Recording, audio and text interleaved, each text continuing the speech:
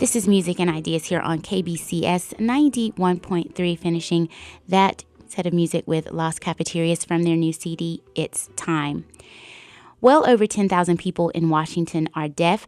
Our state hosts a rich variety of resources for services for the deaf, which we often think of as communication technology services and resources of American Sign Language, or ASL, interpreters. Today we look at the culture contributed by the deaf in our community. The deaf community produces plays by and for the deaf community. They advocate for art tours at museums interpreted in sign language. They feature talks on topics of interest, and they produce, direct, and act in films by and for the deaf community and for the general public. We highlight the upcoming Seattle Deaf Film Festival starting April 4th today, and the films in the festival are closed captioned for access to all. We have Executive Director of Deaf Spotlight, an organization that inspires, encourages, and showcases creative works of, by, and for deaf people in the Pacific Northwest, and Director of the Seattle Deaf Film Festival, Patty Liang. She's in the studio with me today, along with American Sign Language interpreter Lindsay Klarman, whose voice you'll hear interpreting for Patty. Welcome to the show, Patty. Thank you. I'm very honored and excited to be here for this interview. I am excited to have you here as well. So tell me a little bit about how the Seattle Deaf Film Festival got started.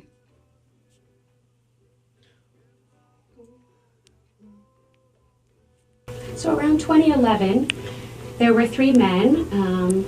There's Jason Plurd. He is a hearing man. He's the executive director of the $3 film, the $3 Bill Film Festival. There was also Howie Seagoat.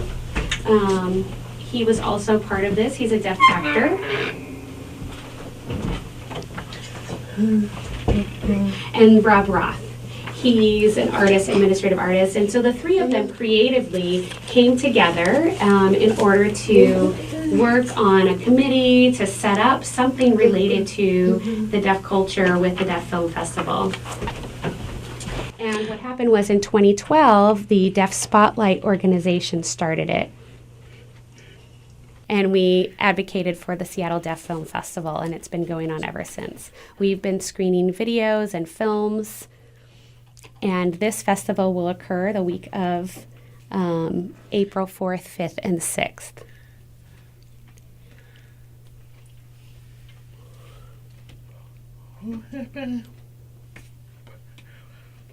And the reason we really wanted to set this up, the Seattle Deaf Film Festival, the motivation was because we wanted to celebrate deaf art and look and see those people that were around the world, both nationally and internationally. We have people from Hong Kong, Italy, the Netherlands, but we have yet to have people actually from Seattle. So I'm curious to see if maybe this will motivate some people to get involved. Last year was our first year, and it was very successful for the Seattle Deaf Film Festival. We have comedies, we have musicals, we have animation. There's also dramas, of course, documentary, and action films. Now, I understand there's an umbrella nonprofit called Deaf Spotlight in Seattle. Tell me about Deaf Spotlight and how it's involved with the film festival. Sure. So as that committee grew, what I was telling you about with the Seattle Deaf Film Festival in 2011, we decided that we needed a larger organization. And, we were very lucky to have the fiscal support of $3 Bill Cinema. And we decided that we needed a larger organization to support the arts as a whole and support deaf culture. So we decided to set up this nonprofit umbrella that actually takes care of the Seattle Deaf Film Festival, among other things like supporting artists who are deaf, who create through different media. And our involvement this year is really making sure that we get quality films, quality actors, artists involved in the Seattle Deaf Film Festival. We also do other performing arts as part of our nonprofit Deaf Spotlight. We had our first Broken Spokes play, which was produced, directed, acted, and collaborated with all deaf members. So everybody on the stage actually signed with one another. The actors were signing. The director directed everyone in American Sign Language. And that was a very popular experience for everyone. We work with traveling artists, and really our goal is to support those creative arts and to find those throughout the community to come and mingle and meet with one another. And they also do poetry as well. Now, how did you get involved in the arts?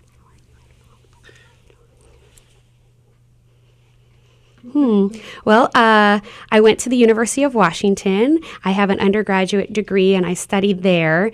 And I was very interested in artwork.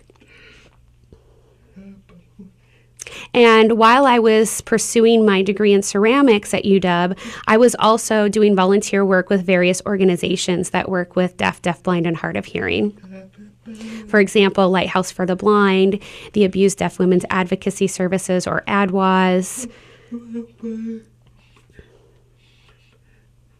And throughout that volunteer experience, that sort of became my Seattle family, and started working with more deaf people in the community here in the Pacific Northwest. So upon completion of my degree, I decided that I wanted to pursue more artwork, but did not necessarily want to become a teacher or do the art full time. So I went to New York and pursued my MFA, but also looking in the direction of art direction and nonprofit management. And one of the founders of Deaf Spotlight, Rob Roth, actually invited me to come back to Seattle and work with him on this project that was sort of spurred out of the Seattle Deaf Film Festival, and I became more involved. And as the organization grew, I've become the executive director, and we've expanded so far. And so this is actually our 4th year as a nonprofit of Deaf Spotlight. Congratulations on 4 years. That's very great. I wanted to ask you, so what are some of the themes of some of the films, and how would they maybe educate the hearing community? Because I'm sure there's a lot of misperceptions from the hearing community about the deaf community, and what are some of those themes and things that maybe are covered in film or other ways that might educate the hearing community a little more? The really cool thing about the Seattle Deaf Film Festival is that it's local, but we are embracing international cultures and thoughts and ideas. So you're actually seeing deaf people from Japan, from Hong Kong, from those areas who have made those films. And so when people come, they're not only seeing deaf people, but they're seeing deaf people use whatever that native language is in that home country. And so you get to see sort of what are the values of the deaf or deaf culture in those different areas. So that's one thing that Seattle Deaf Film Festival brings to the general population. It's also, there's so many great genres, like I mentioned before. You can go to a comedy if you want to, or maybe you're feeling like, you're not in such a light mood, you want to have something a little bit darker. There's those dramatic films. And one of the films actually that's coming out, I love it. It's actually about a group of people who are part of a deaf club, and it talks about sort of the strength of friendship and what you do when a friend has fallen.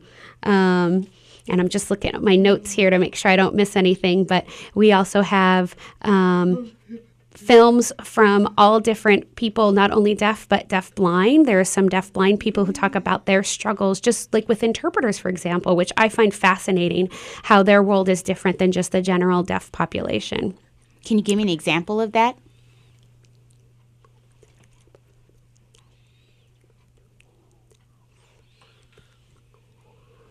Sure. So, for example, we are I'm what's called part of deaf culture. I'm part of a group that uses American Sign Language. We use our hands and our eyes to communicate through sign language. That's our language. And hearing people, obviously, they're dependent upon the auditory language. They're using English, for example.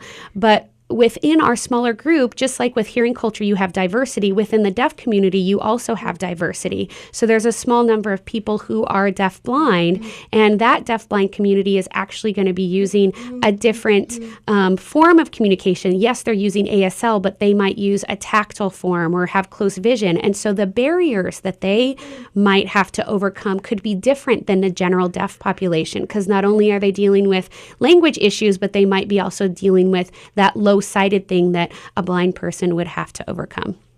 Well, talk about what it means to be deaf. I know you did a talk recently at UW's Kane Hall a couple of years ago and talked about that. And I want you to share with our audience a little bit about what it means to be deaf. And what do you notice people are most intimidated by when approaching the deaf community?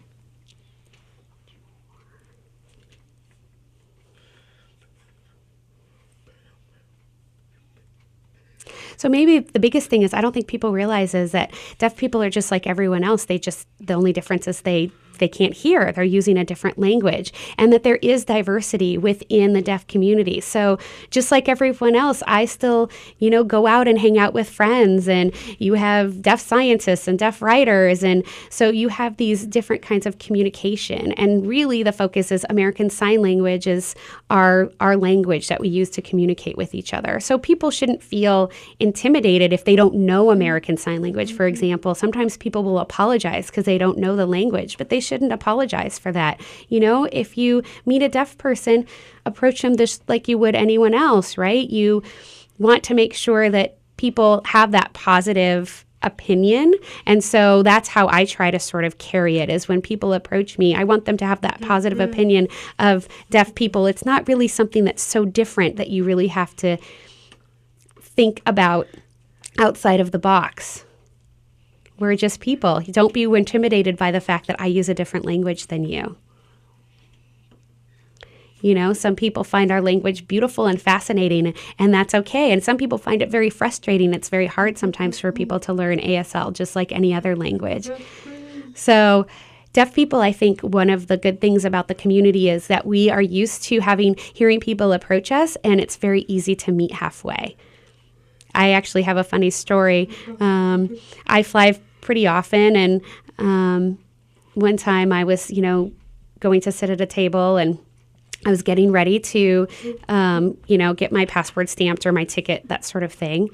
And I went up to go do it myself, and they actually asked if I needed an assistant to come and get me to have it stamped, which was pretty funny because I was willing to do it on my own. And so they ended up calling a person over and bringing me a wheelchair because they said that, deaf person is coming to the counter to get their ticket. We need assistance. And so for them, the whole idea of assistance was this general idea of bringing me a wheelchair when clearly I walked up to the table myself. So it's just sort of interesting perspective that people have. So if you just think of it as we are all just people doing the same thing. Same thing, you go to a restaurant, you order off a menu. I'm going to look at the same menu that you're going to look at. And I remember one time somebody brought me a menu in Braille, which is also funny because I can see and read it just fine, just like everyone else.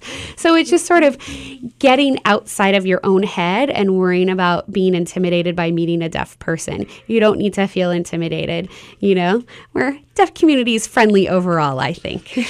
Well, Patty, you are certainly friendly, and I certainly appreciate you being here. We're talking with Patty Leong. She is the Seattle Deaf Film Festival executive director, and then I am also, you're hearing the voice of Lindsay Carmen. She is the American Sign Language interpreter for Patty, and we're talking about the Seattle Deaf Film Festival, which is starting April the 4th. That's next week. You can visit SeattleDeafFilmFestival.com.